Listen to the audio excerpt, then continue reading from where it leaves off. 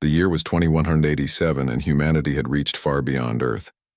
People lived on Mars, on the moons of Jupiter, and in massive stations that orbited distant planets. Ships traveled faster than light, jumping between star systems in the blink of an eye. It was a golden age of exploration and wealth, and no one embodied that success more than Adrian Blackwell. Adrian owned mining companies on 7 different worlds. His workers extracted helium-3 from gas giants and rare metals from asteroid fields.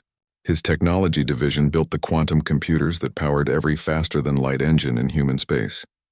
At 42 years old, he was one of the richest men alive, with a fortune that could buy entire colonies. He lived with his wife Victoria in a private complex on Luna Station, the largest human settlement on Earth's moon. Their home was a palace of glass and steel, with windows that looked out at the blue marble of Earth hanging in the black sky. They had everything money could buy except the one thing they wanted most. For 10 years they had tried to have children, and for 10 years they had failed. Then Victoria became pregnant with twins. The joy was overwhelming. Adrian hired the best doctors in 3 star systems to monitor the pregnancy. Every test came back perfect. The twins were healthy and strong, developing normally. Adrian began planning their future, imagining teaching his son and daughter about the family business, watching them grow into leaders who would carry the Blackwell name forward. Victoria gave birth on a Tuesday morning in March. The delivery room was filled with the most advanced medical technology humanity had created. Scanners monitored every heartbeat, every breath. Robotic surgical assistants stood ready in case of complications. But everything went smoothly. First came Nathan, crying loudly as the doctor held him up. 2 minutes later, Sophie followed, her tiny fists waving in the air. For exactly 12 minutes, Adrian and Victoria were the happiest people in the solar system. They held their babies, counted their fingers and toes, marveled at their perfect little faces. Then the chief medical officer noticed something wrong. Nathan's left foot was not responding to stimulation. Neither was Sophie's right hand. The doctor ran more tests, and with each test the news grew worse. Both children had a condition called neural cascade syndrome. Their nervous systems had failed to develop properly during the final weeks in the womb. The connections between brain and body were broken. From the neck down, both twins were completely paralyzed. They could breathe on their own, but that was all. They would never walk, never use their hands, never feel the touch of another person. Adrian refused to accept it. He called in specialists from every major hospital in human space. Neurologists, geneticists, quantum biologists, even experts in alien medicine. They all examined the twins, and they all said the same thing. Neural cascade syndrome was incurable. The damage was done before birth and could not be reversed. The children would need constant care for the rest of their lives, however long or short those lives might be. Victoria stopped eating. She sat in their bedroom for days, staring at nothing, speaking to no one. When the nurses brought the twins to her, she could not look at them. The sight of their tiny bodies, so perfect on the outside but broken within, was more than she could bear. After 2 weeks, she left Luna Station and retreated to their estate on Europa, one of Jupiter's moons. She sent a message saying she needed time to process everything. Adrian understood, even though it left him alone with the weight of their tragedy. He threw himself into finding a solution. He spent millions on research, funding experimental treatments that had never been tried on humans. He reached out to the Zentari, an alien race that had been humanity's trading partners for 50 years. Their medicine was far advanced beyond human knowledge, but even they had no cure for neural cascade syndrome. They had seen it in other species and knew it to be permanent. The twins lived in a special medical suite filled with machines that kept them alive. Breathing monitors, feeding tubes, waste management systems, all humming and beeping day and night. Nurses worked in shifts, turning the babies every 2 hours to prevent bed sores, checking their vital signs, adjusting the flow of nutrients into their tiny stomachs. It was a sad place, filled with the quiet desperation of caregivers who knew they were fighting a losing battle. Most nurses could not handle it for long. They would start strong, professional, and optimistic, but after a few weeks the reality would sink in. These children would never get better. They would grow into adults trapped in bodies that did not work, aware of everything but unable to participate in life. One by one, the nurses would quit, unable to face that future every day. Adrian hired new ones as fast as the old ones left. He paid premium wages, offered generous benefits, anything to keep qualified people caring for his children. But money could not buy what the twins needed most, which was someone who could see past their condition to the children underneath. The nurses saw patients, problems to be managed. They did their jobs competently but without love, and Adrian could see it wearing on Nathan and Sophie. The twins' eyes were alert and bright. They tracked movement, focused on faces, responded to sounds. They were clearly aware and thinking, their minds developing normally even as their bodies remained still. Adrian would sit with them for hours, talking about his day, reading them stories, playing music. Sometimes he thought he saw recognition in their eyes, a spark of understanding. But without any way to respond, without movement or speech, he could never be sure. 6 months passed. Nathan and Sophie grew bigger and stronger in some ways, their bodies healthy despite the paralysis. But they hit none of the normal milestones. They did not roll over or sit up or reach for toys. They simply existed, watching the world from their cribs, prisoners of their own flesh. Adrian felt hope slipping away, replaced by a dull ache that never left his chest. Grace Washington came to Luna Station in August of that year. She was hired as part of the housekeeping staff, one of 50 people who cleaned and maintained the residential sections where wealthy families lived. She was not qualified to work in the medical wing and had no training in childcare beyond raising her own siblings back on Earth. She worked the night shift, mopping floors and emptying recycling bins, invisible to the rich people who lived in the luxury apartments. She was 41 years old, born in the flooded ruins of New Orleans after the climate disasters of the late 21st century. Her mother had died when Grace was 16, leaving her to raise 3 younger brothers and a sister. She had worked every terrible job available to keep them fed. Construction labor on asteroid mining stations, waste management on cargo ships, kitchen work in the cramped mess halls of deep space freighters. The job on Luna Station was better than most. The pay was steady, the quarters were clean, and no one tried to cheat her out of her wages. She sent most of her money back to Earth, where her siblings were building lives of their own. Her youngest brother was in engineering school, studying to design fusion reactors. Her sister had 2 children and a small apartment in New Atlanta. Grace was proud of them and content with her own simple life. She had been working on Luna Station for 3 weeks when she first heard the crying. It was 2 a.m, and she was cleaning the hallway outside the medical wing. The sound was faint but desperate, the kind of crying that comes from fear rather than pain. Grace stopped working and listened. The sound continued, rising and falling but never stopping. She was not supposed to enter the medical wing. Housekeeping staff were restricted to public areas and residential sections.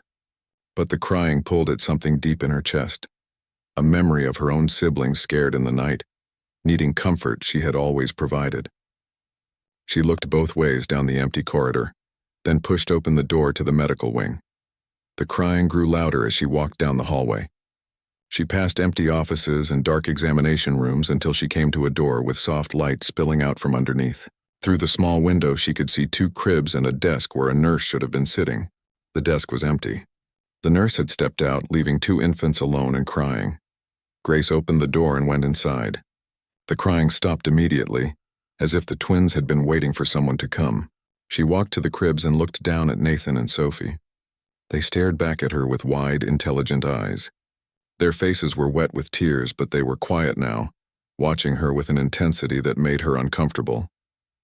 Grace had no idea who these children were or what was wrong with them. She only knew they had been scared and alone. She began to sing softly, an old lullaby her grandmother had taught her when Grace was small. The melody was simple, the words in French Creole, a language hardly anyone spoke anymore. As she sang, something strange happened. Grace felt a tingling sensation in her head, like static electricity building up before a storm. And then she was not alone in her own mind. Images flooded into Grace's mind that were not her own memories. She saw Earth from space through eyes that had never seen it before. She felt emotions that belonged to someone else, confusion and loneliness and a desperate need to be understood. The sensations were so strong that Grace grabbed the edge of the crib to steady herself, her heart pounding in her chest. The twins were inside her head. Not with words, but with feelings and pictures and raw thoughts that bypassed language completely. They were trying to tell her something, trying to make her understand. Grace took a deep breath and forced herself to stay calm. She had no explanation for what was happening, but she knew it was real. These children were communicating with her in a way that should not be possible. She reached out slowly and touched Sophie's forehead with 2 fingers. The connection strengthened immediately, becoming clearer and more focused. Grace understood then that the little girl was afraid. Afraid of being alone, afraid that no one could hear her, afraid that she would spend her whole life screaming silently into a void where no one was listening. Grace moved her hand to Nathan's forehead. His emotions were similar but mixed with frustration. He was trying so hard to make his body work, sending commands that his muscles would not obey. He knew his mind was functioning perfectly, but he was trapped in flesh that refused to cooperate. He wanted to move, to touch, to do all the things babies were supposed to do. She pulled her hand back and the connection faded but did not disappear completely. A thin thread remained, linking her consciousness to theirs. Grace looked at the twins with new understanding. They were not lost or broken. They were aware of everything happening around them, more aware than normal infants should be. Whatever was wrong with their bodies, their minds were brilliant and awake. The night nurse returned 20 minutes later and found Grace still standing beside the cribs. The nurse was annoyed that a cleaning woman had entered the medical wing without permission. She ordered Grace to leave and threatened to report her to the supervisor. Grace apologized and left quickly, but she could not forget what had happened. The twins had reached out to her and she had felt their desperation. She could not abandon them now. She returned the next night and the night after that. Each time she waited until the nurse stepped out for coffee or to use the bathroom, then slipped into the room. The connection grew stronger with practice. The twins learned to control it better, sending clearer images and more specific emotions. Grace learned to interpret what they were trying to say, translating their thoughts into concepts she could understand. They told her things that seemed impossible. They could sense electromagnetic fields the way other people sensed heat or cold. They felt the hum of the station's fusion reactor 3 levels below, the pulse of the communication arrays on the surface, the ripple of ships arriving and departing in the docking bays. The world they experienced was richer and stranger than anything Grace had imagined. Neural cascade syndrome had not destroyed their nervous systems. It had transformed them. Their consciousness existed partly in normal space and partly in what the twins called the deep layer, a level of reality where quantum particles existed in multiple states at once. They could feel the connections between things, the invisible threads that linked all matter and energy. It was overwhelming and beautiful and terrifying all at once, but there was a problem. The medical equipment surrounding them was interfering with their development. The monitoring devices emitted electromagnetic radiation that felt like constant noise, making it hard for them to think clearly. The feeding tubes and breathing sensors were necessary to keep them alive, but the fields they generated were preventing the twins from healing themselves. Grace learned all this over 3 weeks of secret visits. She began to understand the full scope of what was happening. The twins were not sick children who needed medical intervention. They were evolving humans who needed space and quiet to complete a natural process. Their bodies were rebuilding themselves from the quantum level up, but the hospital environment was stopping that process before it could finish. She knew she had to tell someone, but she was afraid of how it would sound. A cleaning woman claiming to communicate telepathically with paralyzed infants. The doctors would think she was crazy. The nurses would laugh at her. She would be fired and probably banned from Luna Station. But if she said nothing, Nathan and Sophie would spend their lives trapped in bodies that could have healed if only someone had listened. Grace decided to go directly to Adrian Blackwell. She had seen him in the corridors, a tall man with gray hair and tired eyes who walked like he carried the weight of the world. She knew he was the twins' father and that he had spent a fortune trying to help them. If anyone would listen, it would be him. But getting access to a billionaire was not easy for someone like her. She left a message with his personal assistant, asking for a meeting. The assistant dismissed her politely, saying that Adrian was too busy to meet with housekeeping staff. Grace tried again the next day and got the same response. She tried a third time and was told that if she continued to bother the assistant, she would be reported to her supervisor. Grace waited in the corridor outside Adrian's office for 6 hours before he finally emerged. She stepped in front of him, blocking his path. His security team moved forward to remove her, but Adrian held up his hand to stop them. He looked at Grace with the wary expression of someone who has been approached by too many people asking for money. She spoke quickly before he could walk away. She told him she had been visiting his children at night and that they had been communicating with her. She said they were not lost or broken, that their minds were intact and trying desperately to be heard. She said the medical equipment was hurting them and that they needed a different kind of help. Adrian stared at her for a long moment. She expected him to call security and have her removed. Instead, he asked her to explain everything from the beginning. They went to his office and Grace told him the whole story. She described the telepathic connection, the images and emotions the twins had shared, their awareness of electromagnetic fields and quantum states. She told him about the interference from the medical equipment and how it was preventing their bodies from healing. When she finished, Adrian was silent for several minutes. He was a practical man who dealt in facts and figures, not mystical claims about telepathy. But he was also a desperate father who had tried everything and failed. He had nothing left to lose by believing her. He asked Grace if she could prove what she was saying. They went together to the twins' room. The night nurse was there, but Adrian dismissed her. He stood beside the cribs looking down at Nathan and Sophie with an expression Grace could not read. She told him to think of something specific, a memory that only he would know. He closed his eyes and concentrated. Grace touched Sophie's forehead and opened herself to the connection. Images flooded in, confused at first, but then becoming clearer.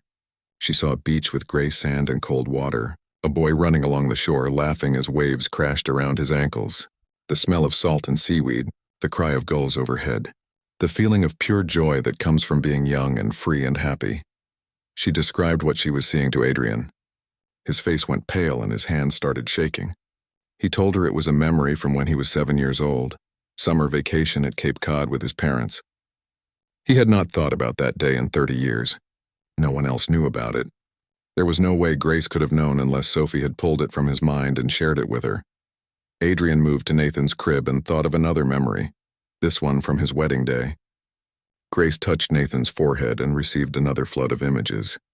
A woman in a white dress, beautiful and smiling, music playing, the taste of champagne, the feeling of hope and promise and love so strong it felt like it could never fade.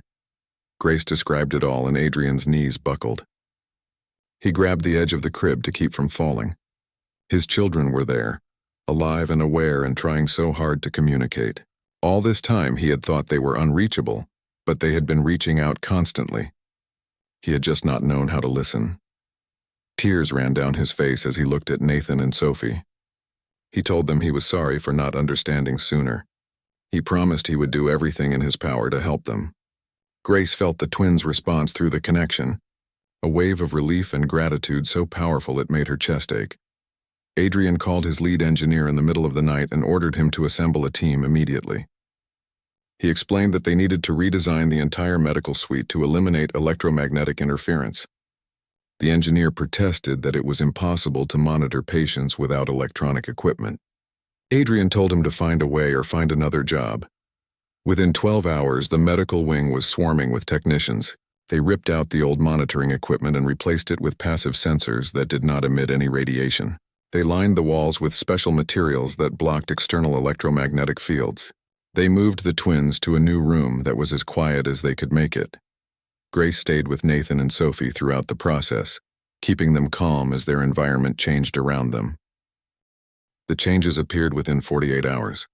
Nathan's left foot twitched during a routine check. The movement was tiny, barely noticeable, but it was there. 6 hours later, Sophie's right hand curled into a fist and then relaxed.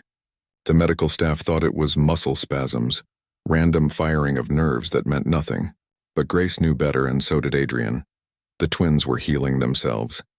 Without the electromagnetic interference, their consciousness could focus on rebuilding the neural pathways that connected mind to body. It was happening slowly, one connection at a time, but it was definitely happening. The doctors called it spontaneous nerve regeneration and said it was medically impossible. Adrian did not care what they called it as long as his children were getting better. Grace became Nathan and Sophie's primary caregiver. Adrian offered her 10 times her housekeeping salary, and she accepted without hesitation. She moved into a room next to the medical suite so she could be available at all hours. Her job was simple but vital. She was the bridge between the twins and the physical world, interpreting their thoughts and needs for everyone else. Through the telepathic connection, The twins taught Grace about their abilities. They could sense ships arriving at Luna Station before the docking computers registered them. They knew when solar storms were building on the sun's surface days before the radiation reached Earth. They felt the gravitational ripples created when faster-than-light drives activated anywhere in the solar system. Their perception extended far beyond what normal human senses could detect. They existed simultaneously in physical space and in the quantum realm, where particles danced in probability clouds and causality worked differently. To them, the universe was alive with information, every atom broadcasting its state, every photon carrying messages across vast distances. Adrian watched his children's progress with wonder and growing realization. If Nathan and Sophie could do these things, there might be others. Neural cascade syndrome was rare but not unique. Medical databases showed dozens of cases across human colonies. All those children were being treated as hopeless, kept alive on machines but given no chance to develop their true potential. He began searching records systematically. His team identified 17 children currently living with neural cascade syndrome. Some were infants like his twins, others were years old. Their development arrested by medical interventions that were meant to help, but were actually causing harm. Adrian reached out to their families offering to share what he had learned. The responses varied. Some parents were desperate enough to try anything and agreed immediately. Others were suspicious of a billionaire claiming he could cure their children through telepathy and quantum consciousness. A few were angry, accusing Adrian of giving them false hope. He did not push anyone. He simply made the information available and let each family decide. 3 families agreed to bring their children to Luna Station within the first month. Adrian converted an entire wing of his complex into specialized treatment rooms. Each room was shielded from electromagnetic interference and equipped with passive monitoring systems that observed without disrupting. Grace trained new caregivers, teaching them how to recognize and respond to telepathic communication. The first child to arrive was a 2-year-old girl named Katie. She had been on life support since birth, her condition considered terminal.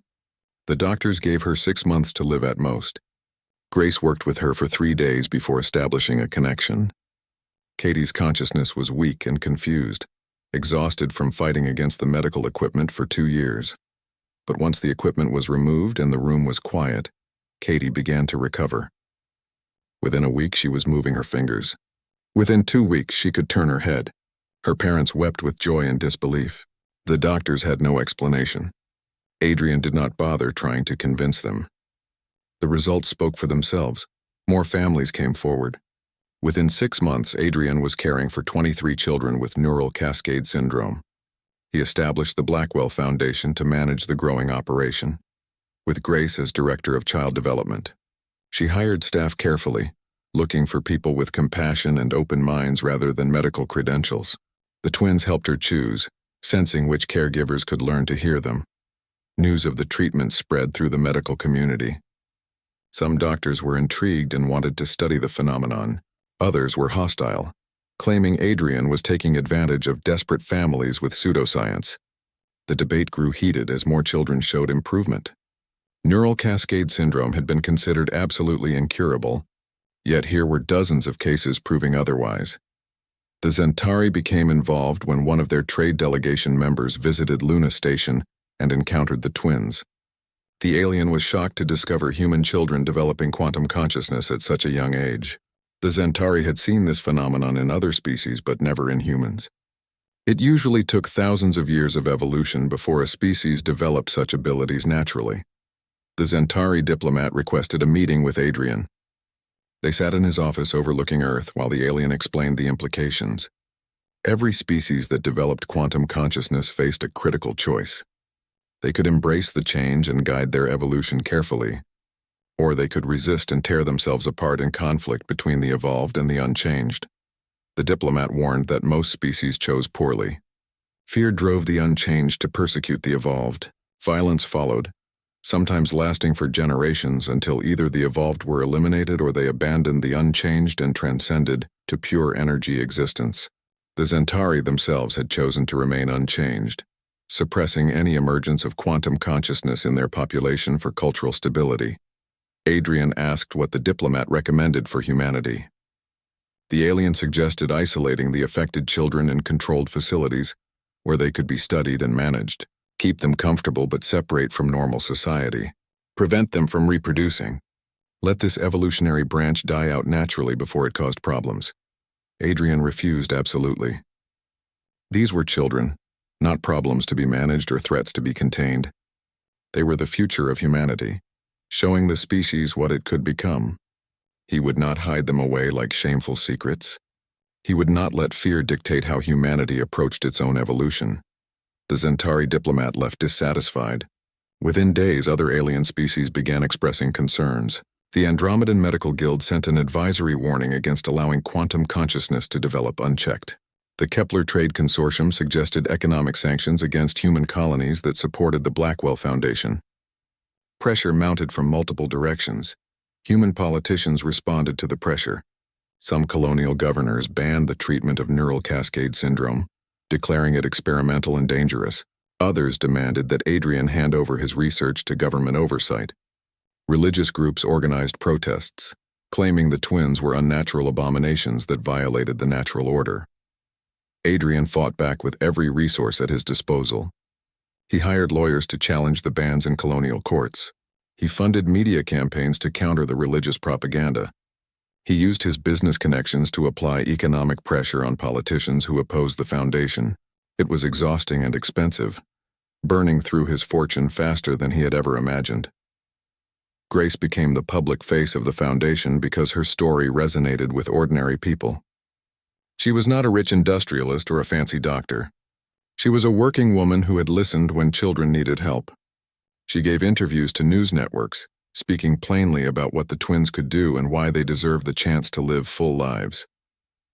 Public opinion began to shift. People saw Grace holding Nathan and Sophie, saw the love and care she gave them, and found it hard to believe these children were dangerous. They saw other kids recovering from paralysis, learning to walk and play, and wondered why anyone would want to prevent that. The fear-mongering lost its power when faced with actual children who were clearly just trying to live. Then came the incident that changed everything. A human exploration vessel called the Pathfinder was mapping star systems beyond the Kuiper Belt when its faster-than-light drive suffered a catastrophic failure. The ship dropped back into normal space billions of kilometers from the nearest colony. Their main communication array was destroyed in the accident. They had no way to call for help. The crew had supplies for 6 months, but repairing the drive would take longer than that. They began rationing food and air while trying to jury-rig a communication system. Back on Luna Station, Nathan and Sophie suddenly became agitated. Grace sensed their distress and called Adrian. Through the telepathic connection, the twins showed her what they were feeling. Somewhere far away, humans were in trouble. The twins could sense their fear and desperation like a cry for help, echoing through the quantum realm. They focused their consciousness and traced the signal to its source. They saw the Pathfinder, saw the damaged drive, even understood what specific component had failed. They felt the crew's growing panic as they realized they might die out there in the dark. Grace relayed everything to Adrian, who immediately contacted the Colonial Space Authority. Nathan and Sophie celebrated their first birthday surrounded by other children like themselves. The Blackwell Foundation now cared for 68 kids with neural cascade syndrome, ranging from newborns to 5-year-olds. All of them were developing quantum consciousness, and all of them were learning to control their physical bodies as their nervous systems rebuilt themselves. The progress varied from child to child.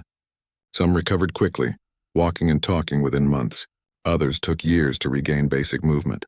But every single one showed improvement once they were freed from the electromagnetic interference of standard medical equipment.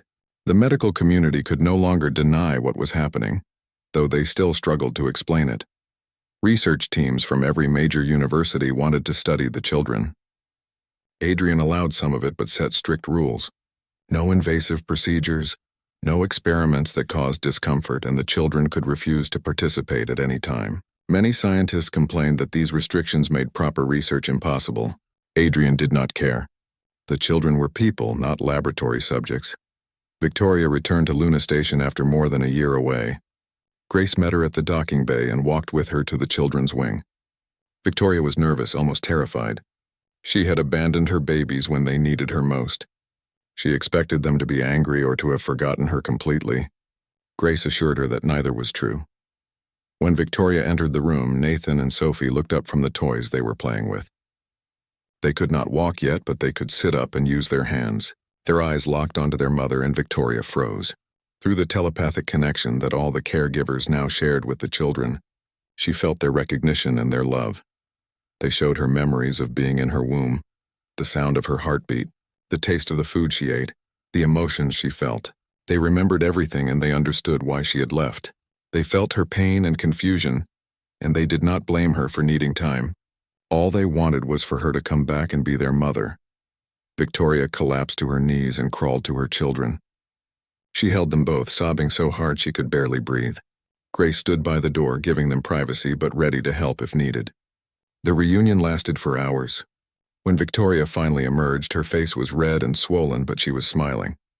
She told Adrian she was staying. She would never leave their children again. The family dynamic shifted as Victoria integrated back into their lives. She and Grace became partners in caring for the twins, with Victoria handling the physical care and Grace maintaining the telepathic connection. Adrian watched his wife rediscover joy and purpose. The tragedy that had nearly destroyed their marriage had instead made them stronger. By their second birthday, Nathan and Sophie could walk with assistance. Their legs were weak and their balance was poor, but they were mobile. Speech was harder. Their vocal cords worked, but their quantum consciousness thought in concepts rather than words. They struggled to translate their thoughts into linear language that normal humans could understand. Grace worked with speech therapists to develop new teaching methods. The children learned to speak eventually, but they never lost their preference for telepathic communication.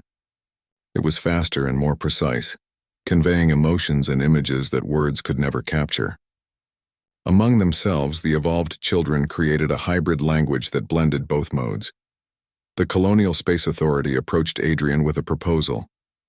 They wanted to train the older children as navigators for deep space missions. The kids could sense gravitational anomalies and faster-than-light drive signatures that no instrument could detect. They could guide ships through dangerous regions that were normally impassable.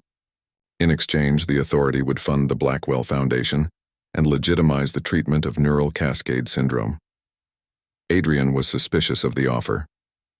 He worried they wanted to use the children as tools, but Grace pointed out that the kids wanted to help. They felt the distress of stranded ships and the fear of lost explorers. Being able to guide people to safety gave them purpose. As long as they were not forced and were treated well, why not let them contribute? They agreed to a trial program with strict oversight. 3 children over the age of 10 volunteered to work with navigation teams. They stayed on Luna Station but connected telepathically with ships across the solar system, providing guidance through asteroid fields and warning of solar radiation storms. The program was enormously successful. Not a single ship was lost during the trial period. Other applications emerged quickly. Evolved children helped engineers design better fusion reactors by sensing quantum instabilities in the plasma. They assisted doctors by detecting diseases at the cellular level before symptoms appeared. They worked with communications specialists to develop faster-than-light communication that did not require expensive relay networks. Each success made the children more valuable, and that worried Grace. She saw how people looked at them now, not with fear but with calculation. What could these kids do for us? How can we use their abilities? She fought to keep them grounded in normal childhood experiences. They attended school with unchanged children, played games, made friends. They were not tools or resources. They were kids who happened to have special abilities. The Zentari watched humanity's approach with interest. Their diplomat returned to Luna Station to observe the integration of evolved and unchanged children.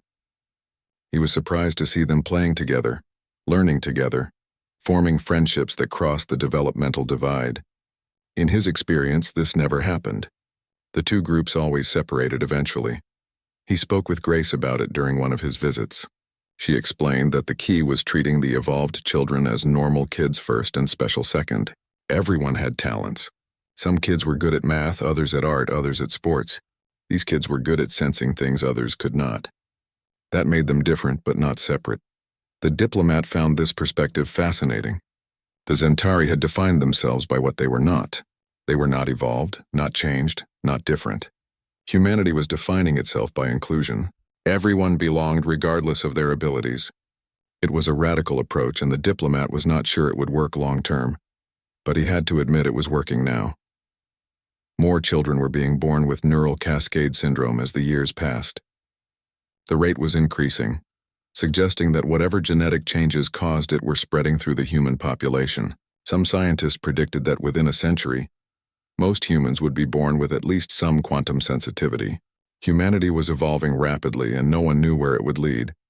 Adrian established treatment centers on every major colony to handle the growing numbers. The protocol Grace had developed was now standard care. Shielded rooms, passive monitoring, caregivers trained in telepathic communication.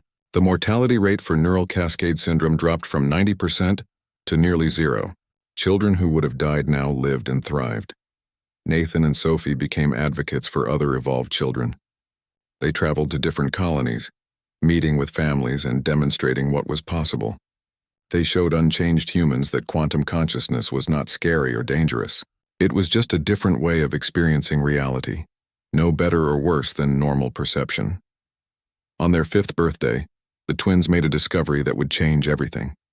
They had been exploring the quantum realm, pushing their consciousness farther than ever before. In the spaces between spaces, where quantum particles existed in superposition and causality was uncertain, they found something unexpected. A signal repeating endlessly, encoded in the fabric of reality itself. The signal was not natural. Someone had put it there deliberately, using technology or abilities far beyond anything humanity possessed. Nathan and Sophie spent weeks trying to decode it, with help from other evolved children and human scientists. Slowly, patterns emerged from the noise. The signal was a message, and it was addressed to species like humanity, young races just beginning to develop quantum consciousness. The message was both a warning and an invitation. It told of the Forerunners, an ancient species that had evolved beyond physical form billions of years ago. They had transcended into beings of pure thought, existing in the quantum realm permanently. Before they left the physical universe, they created markers like this one to guide other species through the dangerous transition. The warning was clear. Species that developed quantum consciousness faced a critical choice. They could embrace the change and evolve together, or they could reject it and tear themselves apart. Most chose poorly, driven by fear and misunderstanding. Wars between evolved and unchanged populations had destroyed countless civilizations. Only species that found a way to integrate both groups survived long enough to reach the next stage. The invitation was more mysterious. The Forerunners left markers throughout the universe, creating a network that spanned galaxies. Any species that learned to read the markers could follow them to places where the barriers between physical and quantum realms were thin. There, with help from the Forerunners, an entire species could transcend together if they were ready. Nathan and Sophie brought this information to their parents and to Grace. The debate about transcendence divided humanity in ways nothing else had. Political parties formed around the issue. The Ascensionists believed humanity should embrace quantum evolution and work toward transcendence as quickly as possible. They saw the physical world as a prison and the quantum realm as freedom. If the Forerunners had left a path forward, humanity should take it. The preservationists wanted to maintain humanity as it was, rooted in physical bodies and the material universe.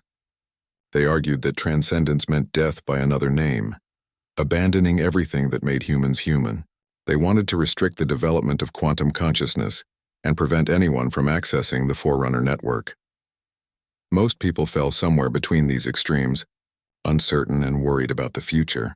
They wanted their evolved children to have good lives, but did not want to lose them to transcendence. They appreciated the benefits quantum consciousness brought, but feared where it might lead.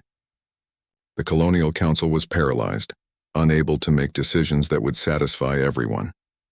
Violence began in the outer colonies where governance was weak. Preservationist extremists attacked treatment centers, claiming they were preventing humanity's corruption. 3 children were killed in a bombing on Titan Station before security forces could stop the attackers. The perpetrators were arrested, but more attacks followed across different worlds. The Ascensionists responded with their own violence.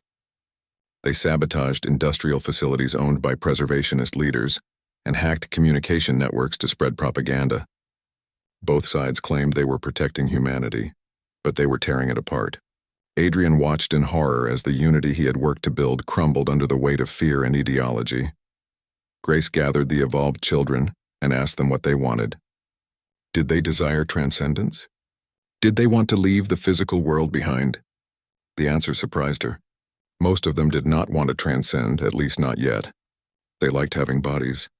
They enjoyed physical sensations, the taste of food, the warmth of the sun, the feeling of holding someone they loved. The quantum realm was fascinating but cold and empty compared to the richness of physical existence. Nathan and Sophie spoke for the group. They explained that quantum consciousness did not have to be a path toward transcendence. It could be a way to enhance physical existence instead. The Forerunners had made one choice billions of years ago, but humanity could make a different one.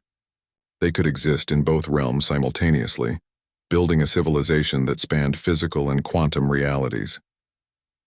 The Zentari diplomat was present for this discussion, and he found it remarkable. In his study of other species, no one had ever suggested such a thing. The evolved always eventually transcended, driven by the superiority of quantum existence over physical limitations. But these human children were arguing for balance instead of transcendence, for integration instead of separation. Adrian seized on this idea. He called a press conference broadcast across human space. With Nathan and Sophie beside him and Grace standing nearby, he announced a new direction for the Blackwell Foundation. They would work toward integration rather than transcendence. The goal was not to leave the physical universe but to enrich it with quantum consciousness.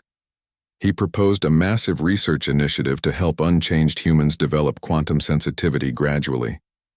Meditation techniques, neural training, gene therapies that could be applied to adults rather than only children. If everyone could access quantum consciousness at least partially, the divide between evolved and unchanged would disappear. Humanity could evolve together over generations instead of splitting apart. The response was mixed. Ascensionists accused Adrian of holding humanity back from its true potential. Preservationists accused him of trying to corrupt everyone with quantum consciousness. But ordinary people, the vast majority who were neither fanatic nor ideological, found the proposal appealing. Integration meant families could stay together. No one had to be left behind. The Colonial Council voted to fund the integration initiative after months of debate. The Zentari offered technical assistance, sharing meditation practices they had studied from other species. Even the Andromedan Medical Guild, which had been hostile before, agreed to contribute their research on neural development. The project became an interspecies effort, the first time so many different civilizations had worked together on a single goal. Grace led the development of training programs for unchanged adults. She worked with scientists and evolved children to create exercises that could awaken dormant quantum sensitivity. The progress was slow. Most adults could only achieve a faint connection to the quantum realm after months of practice. But it was progress, proof that evolution could be guided rather than just accepted or rejected. Victoria became one of the first adults to develop measurable quantum sensitivity. She practiced the exercises for hours every day, driven by the desire to connect with her children the way Grace did. After 8 months, she felt the first faint whisper of telepathic contact.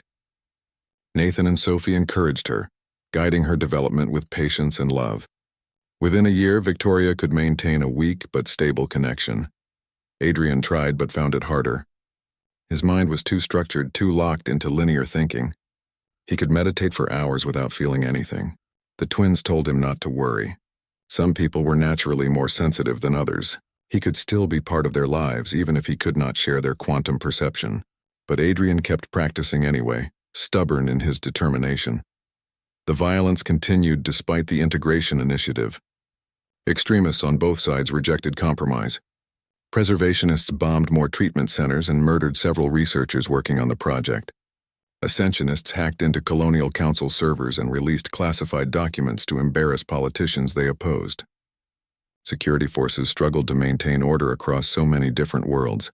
Then the evolved children did something unprecedented. Working together, they used their quantum consciousness to locate every extremist cell across human space simultaneously. They sensed the fear and hatred that motivated the violence, traced it to its sources, and shared the information with authorities. Within a week, hundreds of extremists were arrested before they could carry out planned attacks. The effectiveness of the operation shocked everyone. The children had demonstrated abilities far beyond what anyone had realized they possessed. Working in coordination, their quantum consciousness could span star systems and penetrate the deepest secrets. It was both impressive and terrifying. If the children could do this to protect people, they could also do it to control people. The preservationist movement gained new supporters after that demonstration. If evolved children could read minds and locate anyone anywhere, what privacy did unchanged humans have? What freedom? The children promised they would only use such abilities to prevent violence, but promises could be broken. The power existed, and that alone was threatening. Nathan and Sophie understood the fear and tried to address it. They proposed a formal code of conduct for evolved children, rules that would govern how they used their abilities. No reading minds without permission. No accessing private information.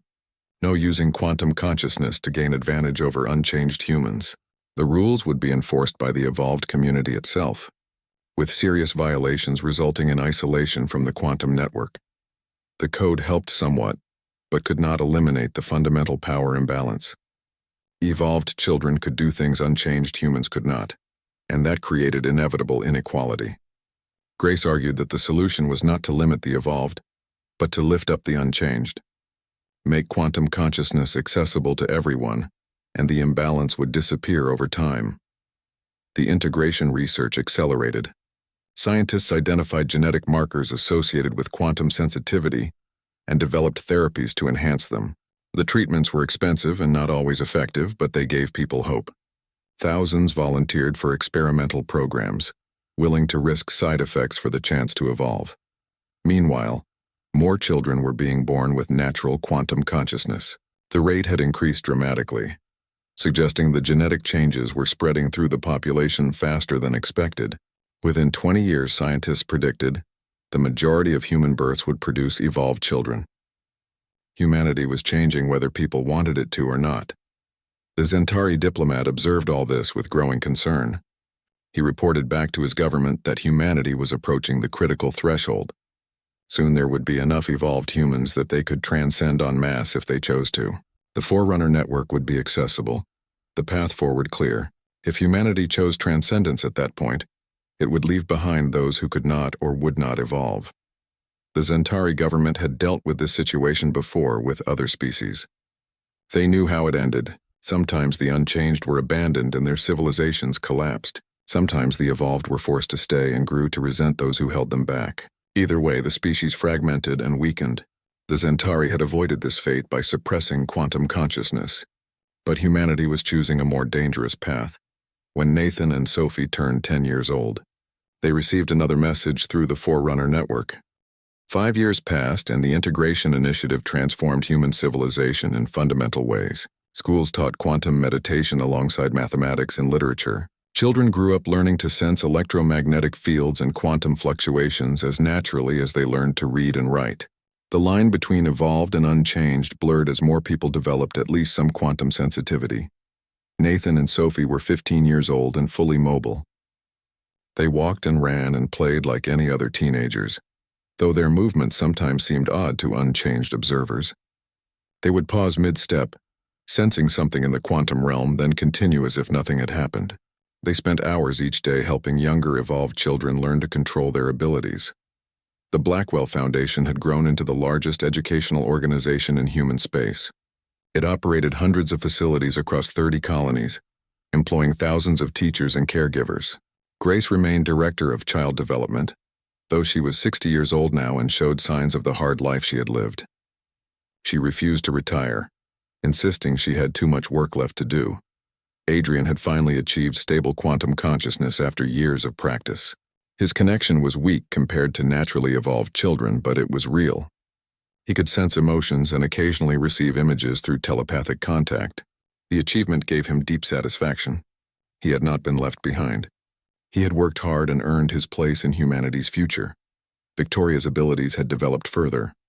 She could communicate telepathically with her children easily now, and had begun working with other parents who were learning to connect. Her depression from years ago seemed like a distant memory. She had found purpose in helping families stay together through the challenges of evolution. The technological advances enabled by quantum consciousness were remarkable.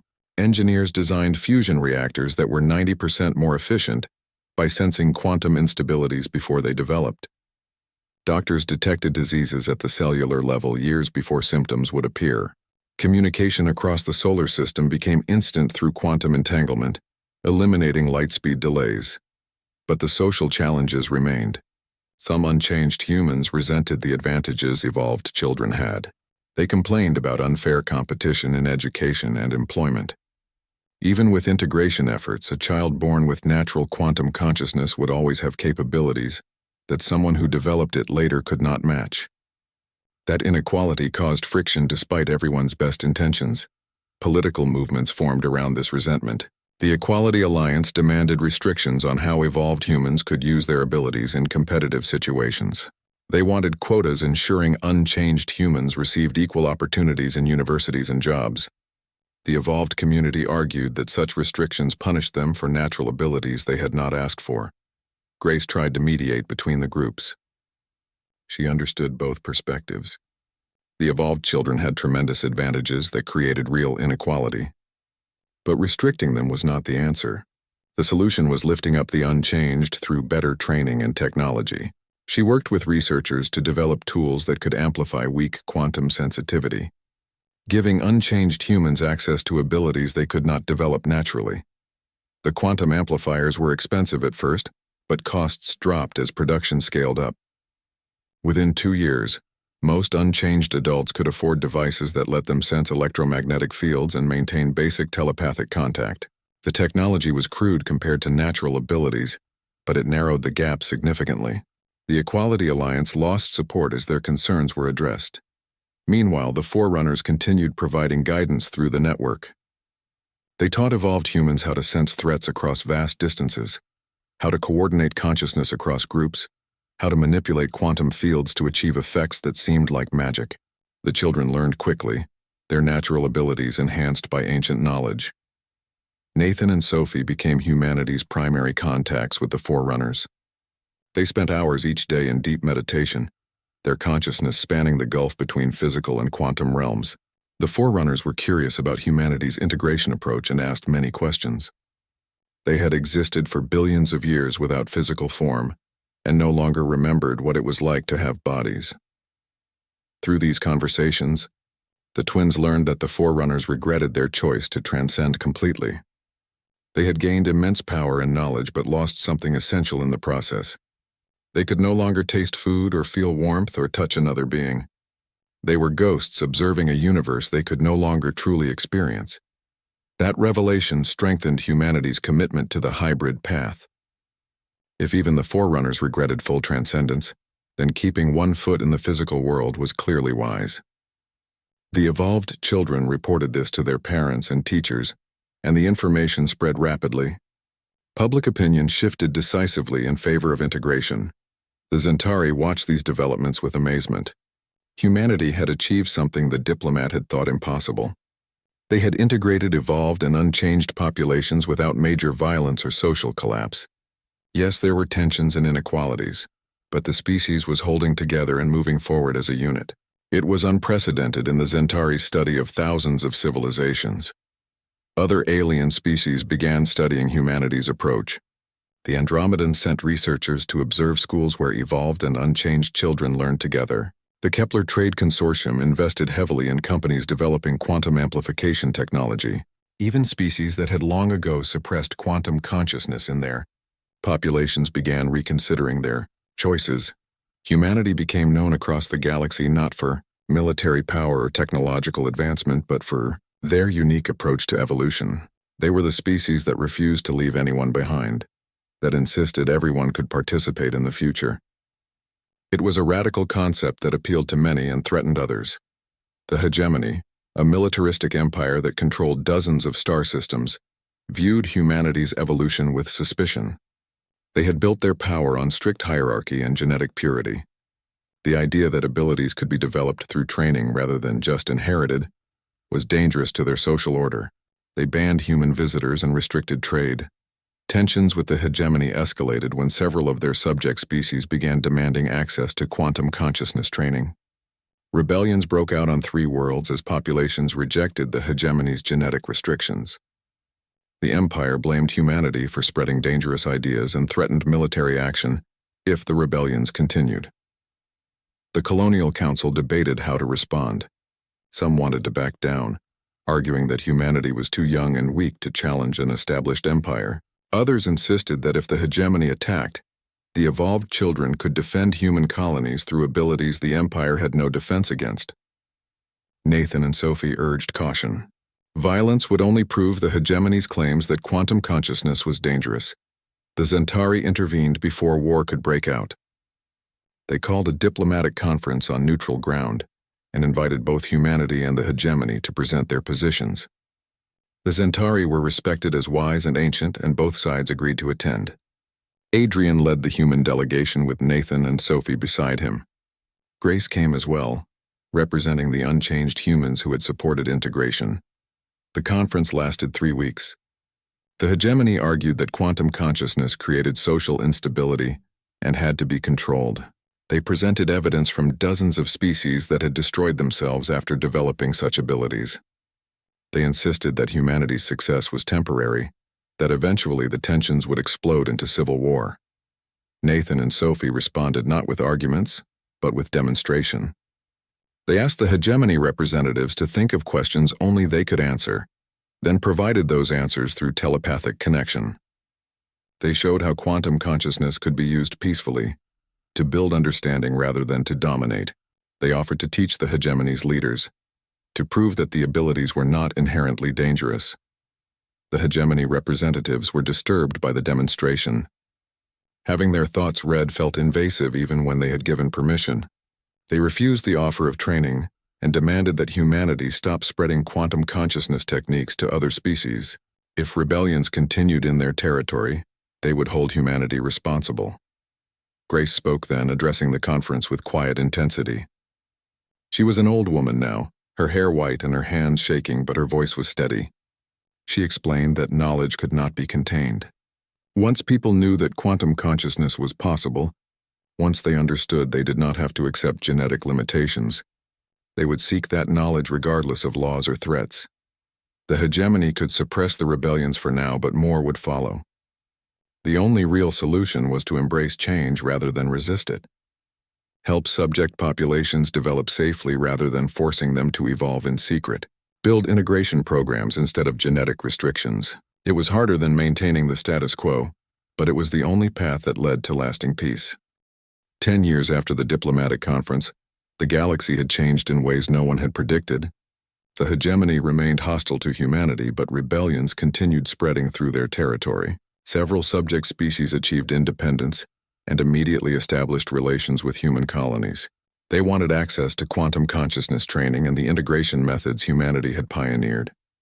Nathan and Sophie were 25 years old now, fully mature and among the most powerful quantum consciousness practitioners alive. They led teams that traveled to newly independent worlds, teaching integration techniques and helping populations transition, without the violence that had destroyed so many other civilizations. Their reputation spread far beyond human space. Adrian was 70 years old and had retired from active management of his business empire. He spent his time on Luna Station with Victoria, watching their grandchildren play. Nathan had married another evolved human and they had 2 daughters. Sophie was partnered with an unchanged man and they had a son. All 3 children showed quantum sensitivity, but at varying levels, proof that evolution was mixing rather than separating humanity. Grace was approaching 80 and her health was failing. She had devoted her entire life to the integration project and refused to slow down, even as her body deteriorated. She still worked every day at the foundation, training new caregivers and advising on difficult cases. Her wisdom was irreplaceable, and everyone knew that when she died, humanity would lose something precious. One evening, Nathan and Sophie sensed something unusual through the Forerunner network. A new message was coming through, stronger and clearer than any before. They gathered the most experienced evolved humans on Luna Station, and together they received the transmission. What they learned changed everything they thought they knew about the universe. The Forerunners had been watching humanity closely for the past decades. They were fascinated by the integration approach and believed it might solve a problem that had troubled them for billions of years. When they had transcended into pure quantum consciousness, they had gained immense knowledge and power, but they had lost the ability to create new things. Physical existence was messy and inefficient, but it generated novelty. Bodies experiencing the universe created art and music and stories. They fell in love and raised children and built civilizations. The quantum realm was perfect and eternal, but it was also static. Nothing new happened there. The forerunners had been observing the physical universe for eons, but they could not participate in it. They wanted to know if humanity's hybrid existence could solve this problem. Could consciousness exist in both realms simultaneously, enjoying the benefits of each while suffering the limitations of neither? Could beings with physical bodies access the quantum realm fully while still experiencing physical sensation and creativity? If so, they might achieve something the forerunners had thought impossible. The forerunners offered a proposition. They would teach humanity everything they knew about quantum consciousness, all the knowledge accumulated over billions of years. In exchange, humanity would conduct an experiment. They would push the boundaries of hybrid existence as far as possible and report what they discovered. The forerunners hoped that if humanity succeeded, they might find a way to return to physical form themselves. The offer sparked intense debate. Some humans wanted to accept immediately, eager to gain ancient knowledge. Others were suspicious, wondering what hidden costs might come with forerunner teachings. The Colonial Council called for a referendum, letting all of humanity vote on whether to proceed with the experiment. Grace spoke at public forums across the colonies, arguing in favor of accepting. She was dying, and knew she would not live to see the results, but she believed the experiment was worth pursuing. Humanity had already committed to the hybrid path. They might as well learn everything they could about it. The forerunners had made mistakes by transcending too completely. Humanity could avoid those mistakes with their guidance. The referendum passed with 67% in favor. Humanity would accept the forerunner offer and push forward into unknown territory. Nathan and Sophie became the primary students, spending hours each day in deep meditation receiving teachings. Other evolved humans joined them, forming study groups that met in specially constructed facilities where the barriers between realms were thinnest. The knowledge was overwhelming. The forerunners taught techniques for manipulating quantum fields directly, creating effects that seemed miraculous, healing that repaired damage at the molecular level, communication across any distance instantly, perception that could sense events before they happened by reading probability fields. The abilities evolved humans had developed naturally were just the beginning of what was possible. But the teachings came with warnings. Pushing too far into the quantum realm risked losing connection to physical existence. Several students reported feeling detached from their bodies, as if they were becoming ghosts wearing flesh rather than living beings. The forerunners helped them find balance but made clear the danger. Hybrid existence required constant attention to maintain. Meanwhile, unchanged humans continued developing their own quantum sensitivity. The amplification technology improved dramatically with forerunner knowledge. Devices that had been clumsy and limited became elegant and powerful. An unchanged adult with a good amplifier could match the natural abilities of a child born with quantum consciousness. The gap between evolved and unchanged was closing rapidly. Within a generation, scientists predicted, the distinction would be meaningless. Everyone would have access to quantum consciousness, whether natural or enhanced. Humanity would truly be integrated, one species with many ways of experiencing reality. Grace lived to see the first major breakthrough. Nathan and Sophie discovered a way to anchor quantum consciousness to physical form permanently. It involved a meditation technique combined with specific genetic modifications that could be applied to adults or children. Once anchored, a person could explore the quantum realm freely without risk of losing their physical connection. The technique spread rapidly once proven safe. Millions volunteered for the anchoring process. Adrian and Victoria were among the first adults to receive it. The change was profound. Adrian finally experienced what his children had known all their lives, full access to both realms simultaneously.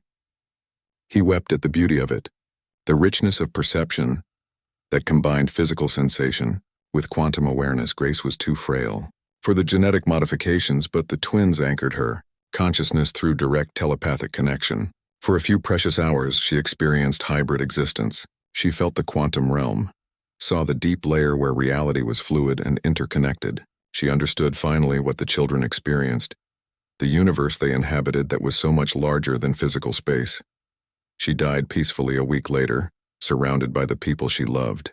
Her funeral was attended by thousands in person and millions through telepathic link. Nathan and Sophie led the ceremony, sharing Grace's memories through the quantum network so everyone could see her life from her perspective. They showed her childhood in flooded New Orleans, her years raising siblings, her arrival on Luna Station. They showed the moment she had heard crying in the night, and followed it to 2 paralyzed infants. That moment when compassion had driven her to help children no one else could reach. Everything that followed had flowed from that single decision. She had not been a scientist or a leader or a visionary. She had been a woman who heard children crying and decided they mattered. The Forerunner sent a message of condolence that was unusual for beings who had not felt emotion in billions of years.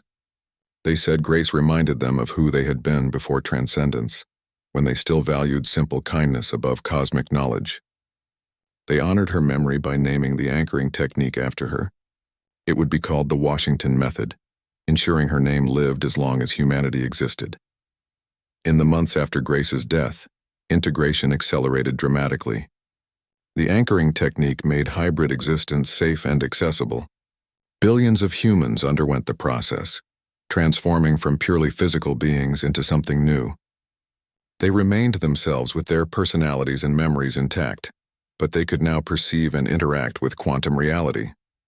The social implications were profound. Telepathic communication became the norm rather than the exception. Lies were nearly impossible because emotions could be sensed directly. Misunderstandings decreased dramatically when people could share experiences rather than just describe them. Crime dropped to almost nothing because criminals could not hide their intentions, but new challenges emerged. Privacy became complicated when thoughts could be sensed accidentally.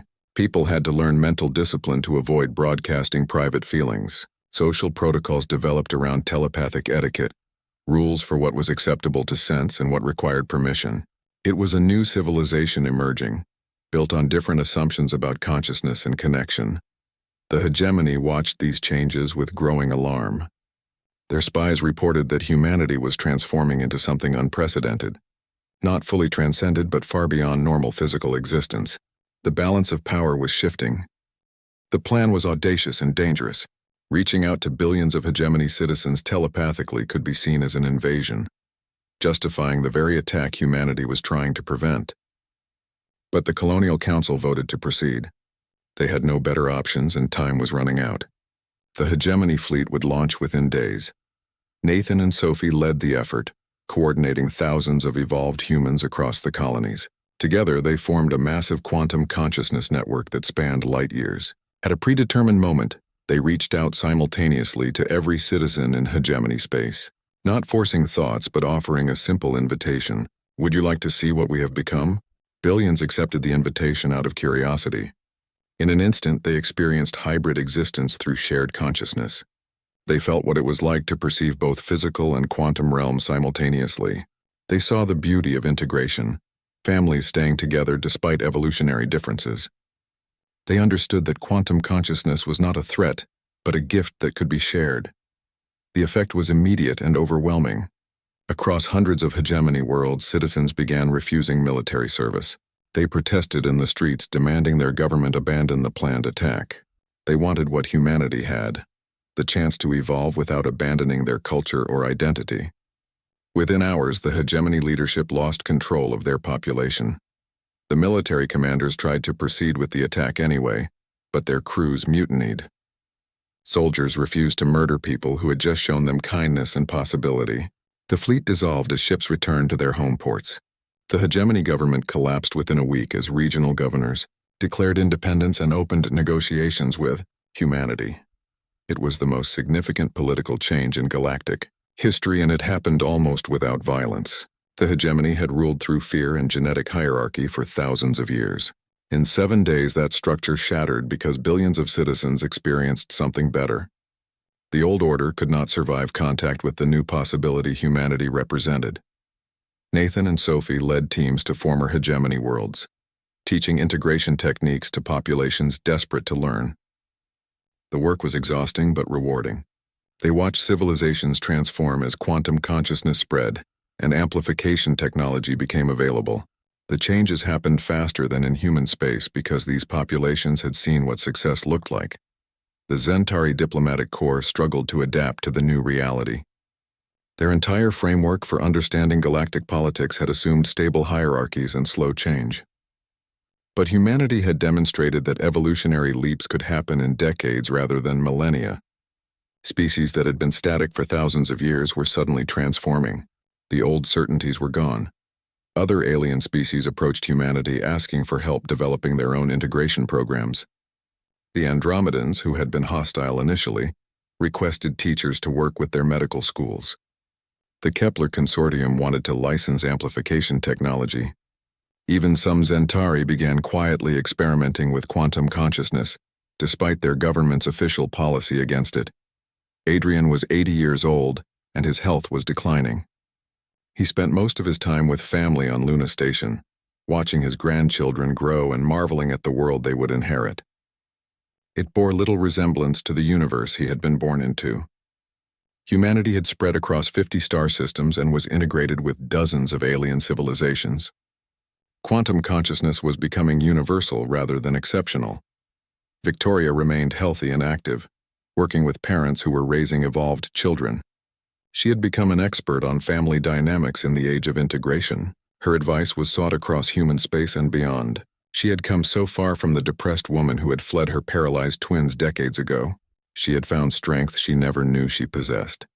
Nathan and Sophie continued exploring the boundaries of hybrid existence with guidance from the Forerunners. They had achieved abilities that seemed like magic to earlier generations. They could manipulate matter at the quantum level, creating objects from pure energy. They could perceive across vast distances and even sense possible futures by reading probability fields. Yet they remained rooted in physical existence, enjoying simple pleasures like good food and beautiful sunsets. The experiment was succeeding beyond the Forerunners' hopes. Hybrid existence was stable and sustainable across generations. Children born now had both natural quantum consciousness and strong physical connection. They experienced reality more richly than any previous generation while maintaining the creativity and novelty that came from embodied existence. The Forerunners began attempting to return to physical form using techniques learned from observing humanity. It was a slow process that would take centuries, growing new bodies atom by atom while maintaining consciousness across both realms. But they were optimistic for the first time in billions of years. They had found a path back to the universe they had left behind. On a quiet evening, 50 years after Grace's death, Adrian sat in his study looking at an old photograph. It showed Grace standing between his twin infants, her hand resting gently on each crib. She was smiling, the expression of someone who had just discovered something wonderful. That moment had changed everything. One person recognizing consciousness where others saw only tragedy. Nathan and Sophie visited him that evening, sensing his contemplative mood through their quantum connection. They sat with their father as Earth turned below the station, the world where humanity had been born and from which it had spread across the stars. They talked about Grace and what she had meant to all of them. Adrian told them he had been thinking about the night Grace first came to his office. He had been ready to dismiss her as crazy, another desperate person with impossible claims. But something in her eyes had made him listen. She had believed absolutely in what she was saying, and her belief had been grounded in genuine experience with his children. She had not come seeking money or fame. She had come because the twins needed help, and she was the only one who could provide it. That combination of compassion and practical action had defined everything that followed. Grace had not just felt sorry for paralyzed children.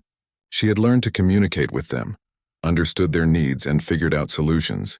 When she encountered resistance, she had persisted. When offered wealth, she had stayed focused on the work. She had been extraordinary, not because of special abilities, but because of unwavering dedication to doing what was right. Nathan said that Grace lived on in every child who learned to bridge physical and quantum existence.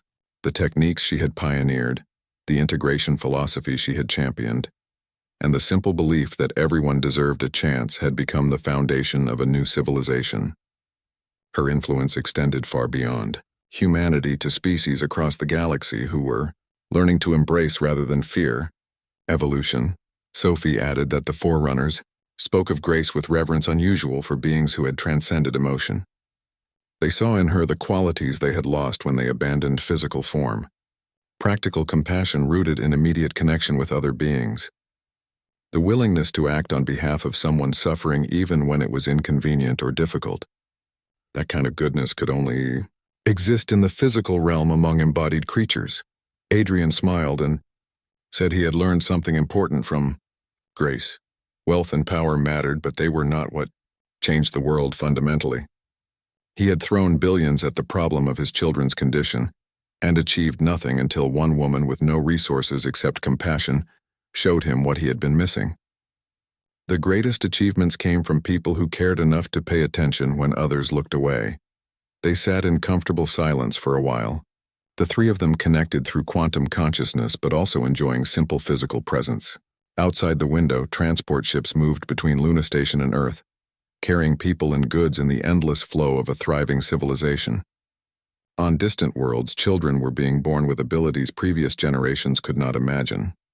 The future was unfolding in ways no one could predict, but the foundation remained solid. Integration rather than separation. Everyone moving forward together. Nobody left behind if there was any way to bring them along. These principles had started with one woman comforting crying babies in the middle of the night. They had grown to encompass multiple species across dozens of star systems. They would continue growing as long as people remembered what Grace had taught through her example. Adrian died peacefully 2 years later, surrounded by family. His consciousness did not disappear but merged with the quantum realm, joining the growing number of humans who existed between worlds. Victoria followed him 6 months after that. Nathan and Sophie carried on their work, teaching new generations and exploring the boundaries of what hybrid existence could achieve. The Blackwell Foundation expanded beyond anyone's imagination, operating on hundreds of worlds and serving billions of students. Its mission remained unchanged from the day Grace had become director. Help everyone develop their potential regardless of where they started. Create communities where different kinds of consciousness could coexist peacefully.